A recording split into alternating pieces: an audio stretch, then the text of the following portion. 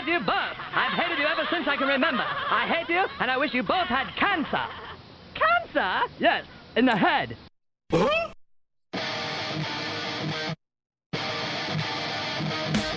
I'm as mad as hell, and I'm not going to take this anymore. Pay no attention to that man behind the curtain. Are you telling me you built a time machine?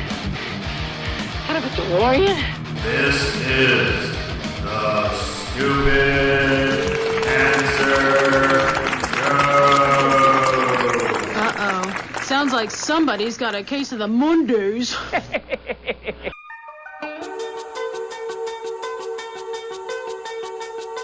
Hello there, children. Hey, kids. People seem to like me because I am polite and I'm rarely late.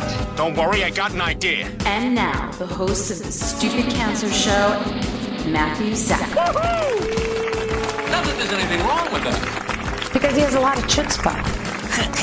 All right.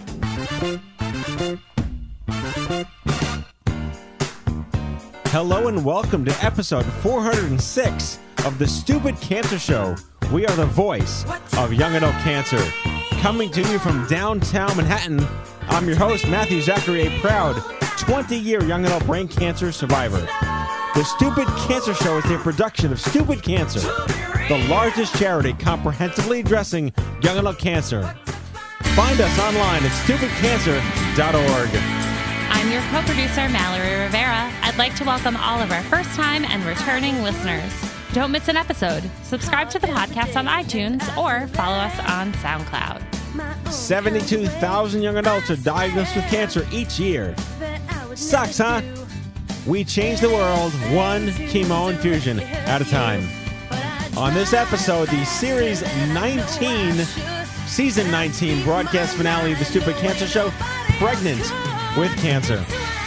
One of the things that make young adult cancer so unique is that you can be diagnosed while pregnant, which is something that just doesn't happen when you're 8 or 80.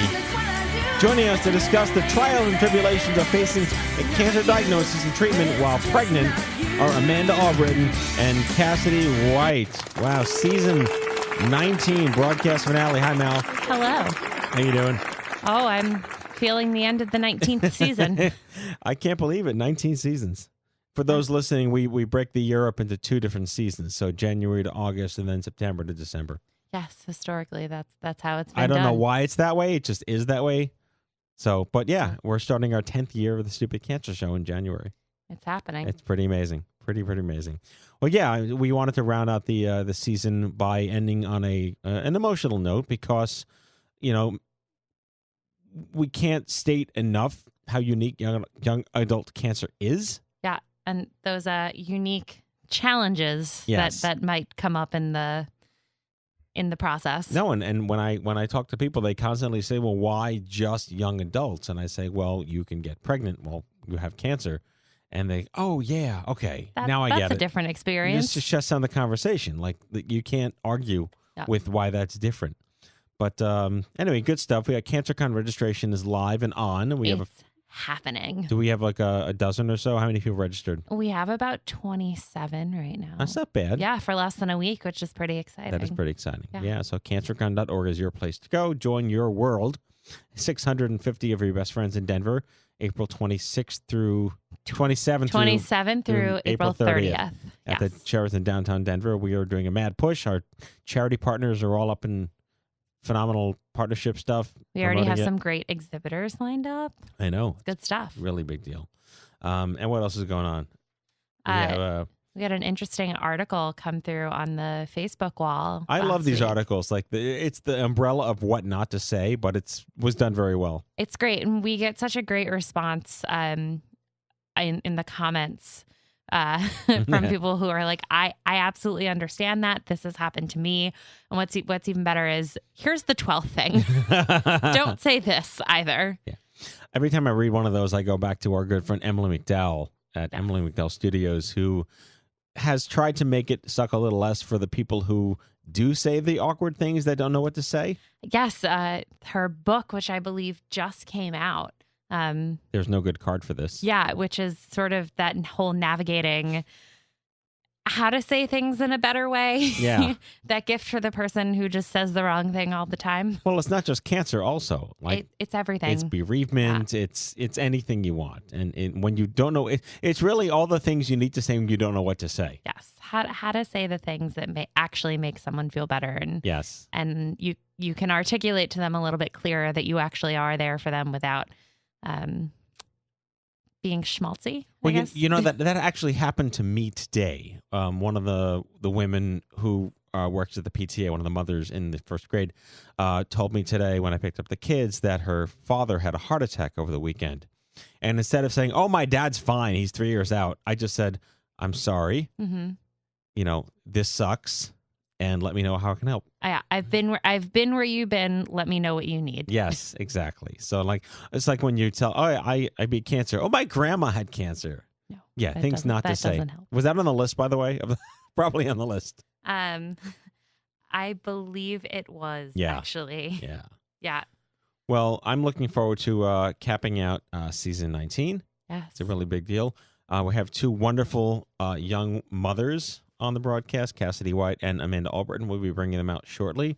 But they have really intriguing stories that really, they tell the story. Yeah, they have such, what's interesting is they have stories that sort of mirror each other in the fact that they had similar but very different experiences, and really speak to some of the unique challenges that young adults face with parenting and fertility and things that they're told and not told, and it's important.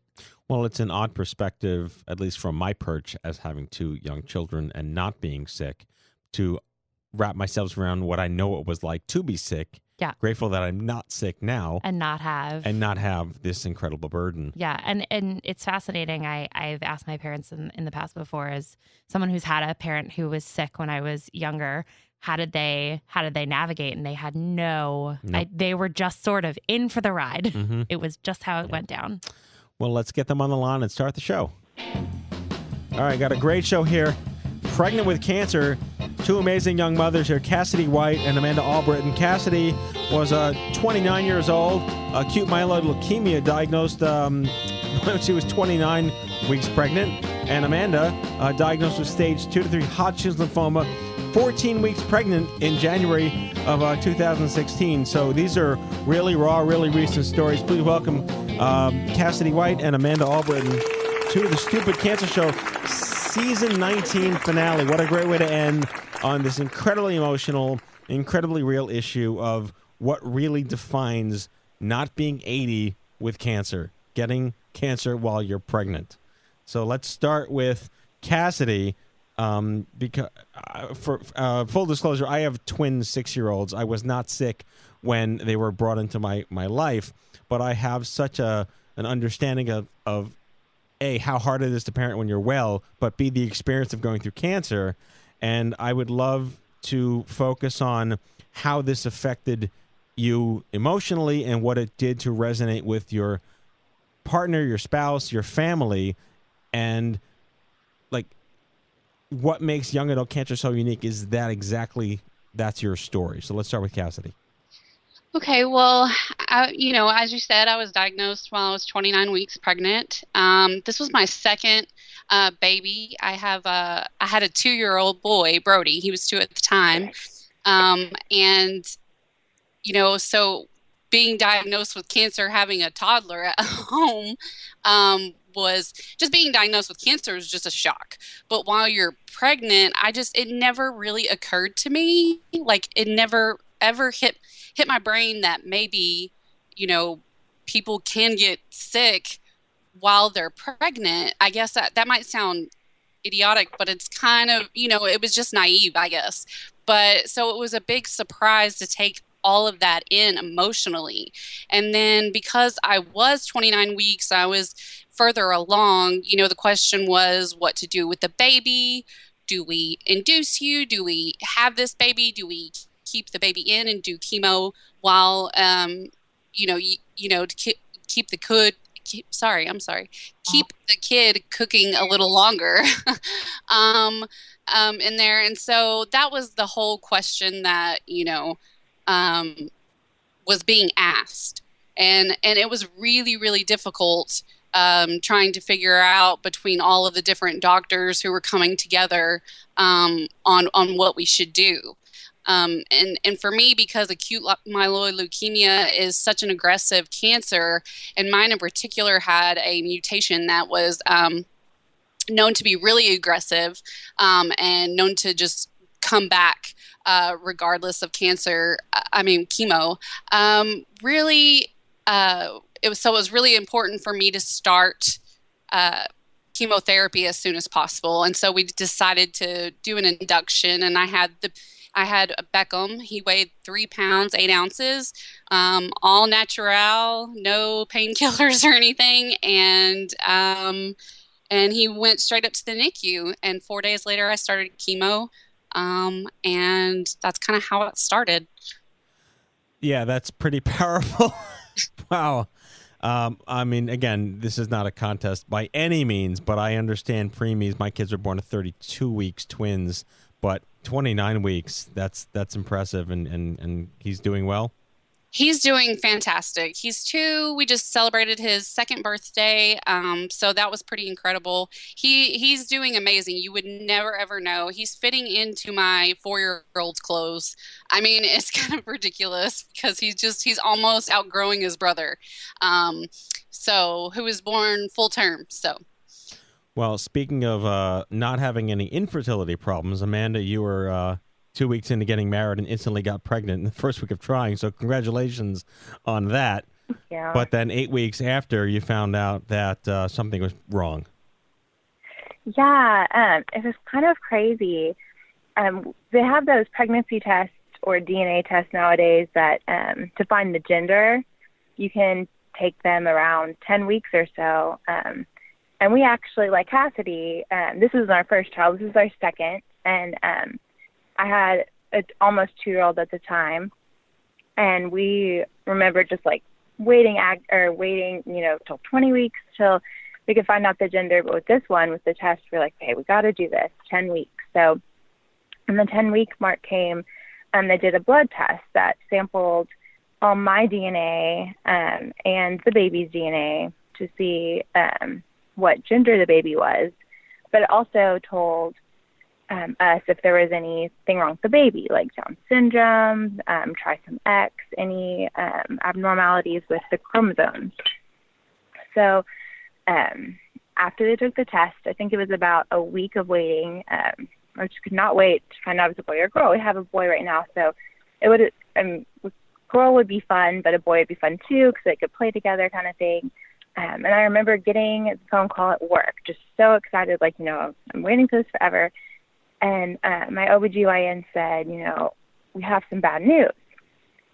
And she said the genetic code and stuff and the DNA of the tests are saying there's 4 abnormalities with this baby. Like, we've never seen this before in our office. We don't really know what's going on, but it seems that more than likely the baby did not form like he was supposed to. It's an ectopic pregnancy, and we'll just have to kind of go from there. And she said that's probably the main thing. Then she also said, she was very smart to know this, but she said there is a slim chance that we've seen in some mothers that those tests pick up not the baby's defective chromosomes, but your defective DNA. So with that, we got an ultrasound the next day, and the baby, as a mother, like, I just wanted my baby to be okay. I wasn't even thinking about myself, and I wasn't even thinking about, getting cancer. So we did the ultrasound, and the baby looked totally fine. He was 11 weeks at the time, looked just like a normal 11-weeker. So we kind of just went on with life thinking, we passed that test. Maybe, we don't have to worry about anything else, kind of being in denial. Well, then about like a week later, I got an infected wisdom tooth. And my father-in-law, he's a dentist, so he said, just come. They're in San Antonio. We're in Dallas. Just come to San Antonio. I'll take it out for you. And you won't be able to use really good painkillers because you're pregnant, but you'll, take it out. So he took it out. And a lymph node on the same side as my infected wisdom tooth popped up. So we were thinking it's probably just the drainage from the infected wisdom tooth. Well, a couple weeks went by, and it still was there. Like, it was not going away at all. And it just felt really sore to the touch. Really, it's kind of like a pulled muscle. And it's one of those things, you Google, and cancer is one of the symptoms, but you're like, oh, it's not going to be cancer. It's just Google. So anyways, after 2 weeks, we decided to just go ahead and get it biopsied at the ENT. And he biopsied it. And then we took another test, too, to be even more sure, but both of them came back as having Hodgkin's lymphoma. So that's how I found out. So this is Mallory chiming in. I have a question for both of you. I don't know if Cassidy, you want to take it first. What was it like balancing a toddler, a newborn, and treatment all at once? It was hard, as you could imagine, I guess. I'm sure Amanda would probably agree that going to the countless doctor's appointments is really tough on everyone, especially when you have children. In my case, my kids can't go with me to the doctor, so someone had to watch the kids, because the doctors are fearful that neutropenic patients, will get sick from a child being sick, and so on. So that's why. So that made it more difficult because you're constantly going to the doctor, and then I would be in the hospital for a week, doing chemo, and then I would go out and have some rest days. If it weren't for my husband and my family, but my husband was like the mom and the dad. He was, at every moment he had to be at home with the kids, or if he wasn't at home, he was with me. And sometimes I'd have to force him, like, you need to go home and spend time with Brody, who was 2 at the time, who doesn't really understand what's going on. And, they're bouncing around from grandparents' house to my sister's house. And so it was really, really extremely tough. But luckily with a lot of friends, and with Facebook and things like that, we could share kind of what we needed and things like that at the time. And so people would offer to help take care of the kids or come clean the house, and things like that. So it definitely wasn't easy, but having my partner there with me was everything to me. Yeah, so that's what Cassidy said. The toddler, it was hard, just especially going to those appointments and trying to have the energy, because when you're pregnant, you're tired, but have the energy with chemo and just cancer, trying to get stuff done. And it was heartbreaking for me because I just remember being in bed, because I'd have, my infusions every other week. So I'd have a good week and then a bad week of being in bed. And someone on the bad weeks from our family would come and stay with us and watch Jackson, our 2-year-old. And I just remember being in bed and him just asking me, Mommy, get out of bed. Or it broke my heart. And I've always had a passion for young preschool. I used to teach young preschool before I got pregnant with Jackson. So the 2-year-old phase is like my favorite phase. So I got so sad, and I'm still kind of angry about, cancer kind of robbing 6 months of that with Jackson. So I think just being, sick and seeing my son, like Cassidy said, not completely understand everything, but know that something was wrong. And he called my PICC line in my arm, my boo-boo, and just asking when it was going to go away and stuff. But without family, and without my husband, I wouldn't have been able to get it done, and without my faith too. So, well, you both had blood cancers, and those are unique in and of themselves because they require more hospitalization, more visits, some isolation, and we've had stories of women who had already had children when they got sick and they couldn't see their children, but you were going through this emotional process to begin with newborns. What was it like to not have your newborn? For me, it was really difficult because, Beckham was in the NICU for about a couple weeks, and then he went up to like a special care nursery because he was doing really well. But they would have to. They were letting me go over to the NICU originally, but I had gotten sick and gotten a really bad cold or something, and so they put me in isolation, so I couldn't go see him. And that was heartbreaking because all I wanted to do was just hold this baby and just snuggle and have him lay on my chest, and I couldn't do that. He could never lay on my chest. I never got that skin to skin time that I craved, because being a mom before and with Brody, I got that time with him, and I didn't get that with Beckham. So I made sure that Clay, my husband, got that skin to skin time and that sort of thing. So it was really, really hard. I mean, it broke my heart, not being able to have that time with him. And eventually I was able to leave the hospital a month later, but Beckham was still in NICU, and so that was really tough too, to leave my baby behind, because here I am going home. I had a child, but I don't get to take him home with me, and so that was really, really tough too as well. And Amanda? Yeah, I can't imagine. I was fortunate enough to be able to get in, I had 12 rounds of chemo, and I was able to get in 11 while I was pregnant. Now, I was worried getting the infusions, of course, being pregnant, and that scared me, but it gave me, after he was born, I had chemotherapy, I want to say 2 weeks later. So I was able to, for the most part, hold him after, but other than when I had my PET scan, I couldn't have a PET scan when I was pregnant, but after having him, I had the PET scan about 3 weeks after giving birth to him. And I remember for 24 hours, I couldn't hold him, and that was excruciating. So I can't imagine what Cassidy went through. That's hard. So let's talk about your experience in the hospital and your doctors or your providers there. Was there any empathy on their part, or had they ever treated women who were pregnant and had very young children during their treatments? And did you feel like you were given what you needed from the actual cancer center itself? Let's start with Amanda.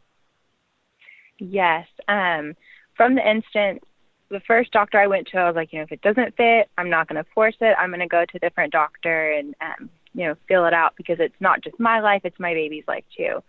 And the first doctor we went to, Dr. Patel at UT Southwestern, she was so good. She laid out all the facts. She was able to empathize because she also has 2 boys that are about 2.5 years apart. She didn't sugarcoat it, but she didn't make it a horror story either. She just kind of told it like it was. And I felt like everyone there, because on the weeks that I wasn't getting infusions, I would get dressing changes for my PICC line. And I just became such good friends with the nurses. They felt like actual friends, because I wasn't allowed to go to work or go to the grocery store or go to church, go anywhere, because my immune system was down, not only from chemo, but being pregnant too. So they were another, kind of like pillar of strength there. And everybody kind of just recognized me as the pregnant chemo kind of lady thing, which I'm really blessed with UT Southwestern. I'm glad I went there. Cassidy? Yeah, I can definitely relate to Amanda's kind of everybody knowing that you were the girl that was pregnant with cancer type thing. It was, but at first, because I found out about having cancer because I went in for some lower back pain, and so I found out from my OBGYN that that's what it was, and so for her, she wasn't really, she was like, well, I'm not a cancer doctor, but this is what I know, so but she was fantastic. She actually, her office, they ended ended up paying for us to have the stem cell, the blood, cord blood, for Beckham to be saved. And that's very, very expensive to do. And so they actually paid for that. They weren't sure if it was going to help or not, but they wanted to do it. And she came and checked on me all of the time. And because I was pregnant, I had this will to kind of get through, and she definitely pushed me, hey, you have another kid at home too. It's not just about this baby, and it's not just about you're not going to give up. We're going to do whatever we can to help you. But my original oncologist that I had actually given me the wrong prognosis. And so she had told me that that I was kind of in the good category, in the best category I could be in, as far as when it came to AML and having leukemia. But then the next day she came back and she was like, well, no, you're kind of in the middle category. And I was like, oh, well, I didn't feel like we had that, connection at first. She was just, I guess, a general oncologist, or maybe she specializes in a different field other than blood cancer. But she wasn't very familiar with it, but she just didn't answer questions. I was very, very confused at first for a long time until I switched after my first round of chemo and the whole first month that I was at one hospital after having Beckham. I switched to a blood cancer specialist, and he's amazing. He's incredible. His office is incredible. His PA is they're all like my friends and family, but I learned so much, and they took such good care of me once I found the right doctor. But I do think it is very, very important for people that when you're diagnosed, you don't necessarily have to stay with whoever is there. You need to learn more about your cancer and find someone who specializes in it. I think that's really, really important. So let me ask a final question of you both, and this is extremely unique to women that have children when dying, with both of you did. And I think, Amanda, you mentioned before, like, mommy's boo-boo was your pick line. How do you talk to a young child, like under the age of 6, 5, 4 years old, about mommy's boo-boo? And did you find books about this? Did you search Dr. Google for this? Did it come naturally to you? Because there's no blueprint for that. Yeah, I think that was the hardest thing, like knowing that he wasn't going to be able to completely understand, and also wanting him to protect him from it, because I didn't want him to think, mommy has something that, kills so many people every year.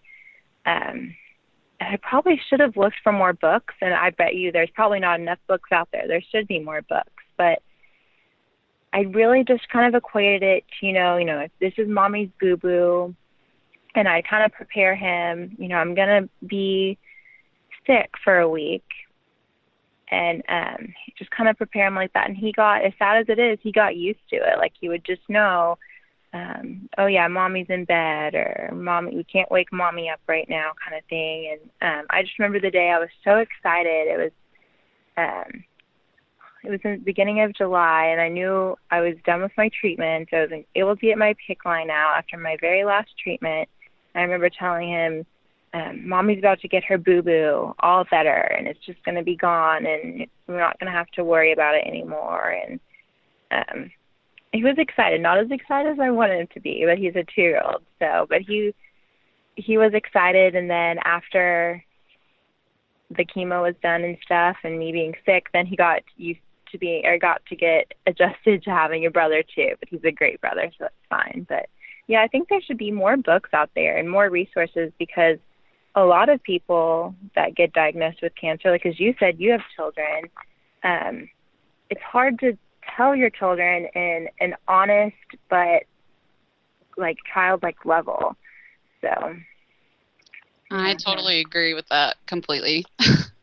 I don't know for you, but for me, it was kind of one of those things where when, he was going to realize how sick I was, not just because of me being in the hospital, but, so many people relate cancer to being bald and not having any hair. And so to do that whole thing, whenever I started to lose my hair, we tried to explain to Brody that, mommy's sick and she's in the hospital and things like that. But we decided to, Clay wanted to shave his head first. And then he told Brody, I'm going to shave mommy's head. And Brody was there to watch it. So it wasn't like where he came into the hospital one day and all of a sudden mommy doesn't have any hair. That was fearful for me because I was just so scared he was going to be like, mommy, you're ugly, or, those types of things are kind of hard to take, when you're battling with something like that, I guess. But he would rub my head and he was like, I like your head. I like your head the way it is. And it was just so sweet. But, they do notice stuff. They do notice when you're in bed all the time. And still to this day, if I go, mommy's got to go to the doctor, he's like, are you coming back? Because he knows that sometimes I don't get to come back. Sometimes I go to the doctor and they decide to keep me because I have an illness or because I'm sick from something else, post chemo and post stem cell transplant. So, it's really, really hard to kind of put that on a level. You don't want to scare them and say, well, I can die from this or anything like that. You want to make sure that they know that they kind of understand that mommy's pretty sick, but they know that you're still going to be there.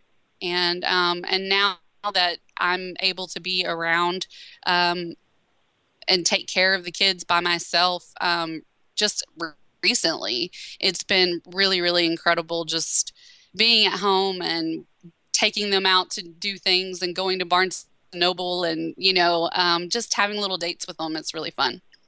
Well, these are two incredibly compelling stories.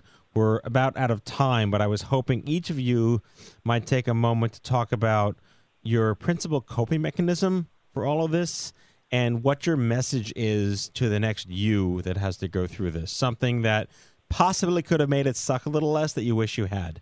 So let's start with Amanda.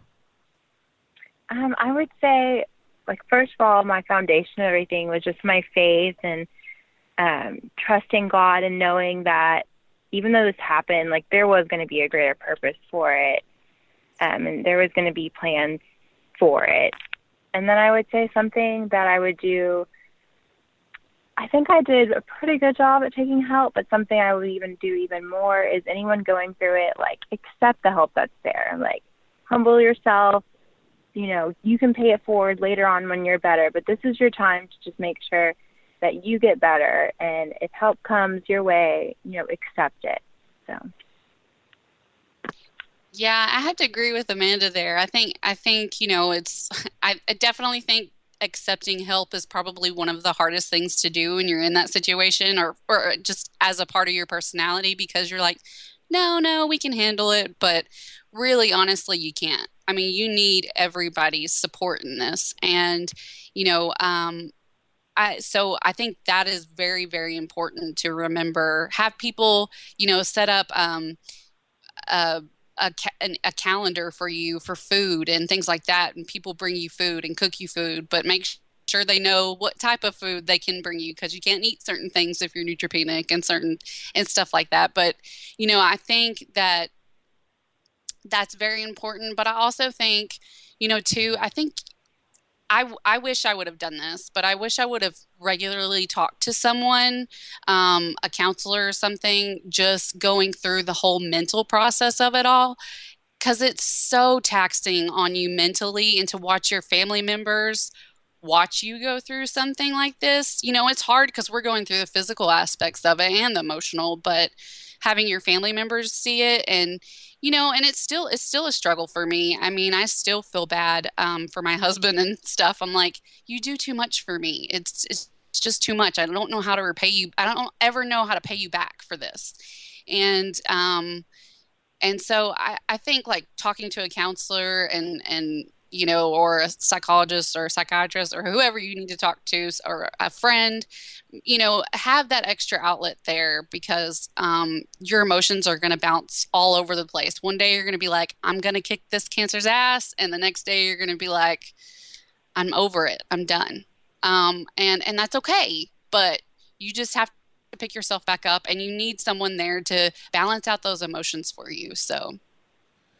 Well, there you have it. Two incredibly inspiring and regrettably not that unique, because it happens too often, but very, very, very inspiring stories. Cassidy White, Amanda Albritton, both diagnosed with cancer while pregnant and already have a young child in existence in their family. Truly strong stuff. I wish you guys the happiest and healthiest of holidays. Peace be with you, and Godspeed. Thank you. Thank you. Okay. Bye-bye.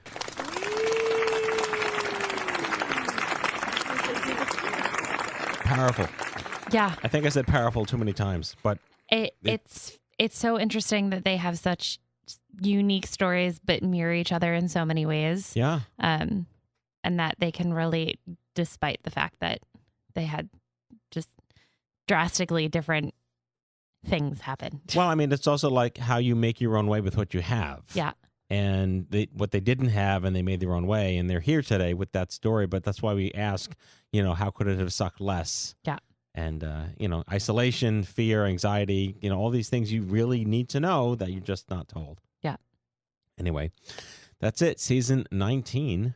Season 19. All right. And now it's time for our final closing sequence of 2016. Prepare to activate. I hear there's rumors on the internets. You ever seen a grown man naked? And so, to all of you, a fond farewell. Hooray! I'm helping. You are a meathead. Oh, Magoo, you've done it again. That was so terrible, I think you gave me cancer. That's our show, the 406th episode of The Stupid Cancer Show. Join our community on Facebook, Twitter, and Instagram. Check out the awesome products in the Stupid Cancer store, or learn how to host a meetup.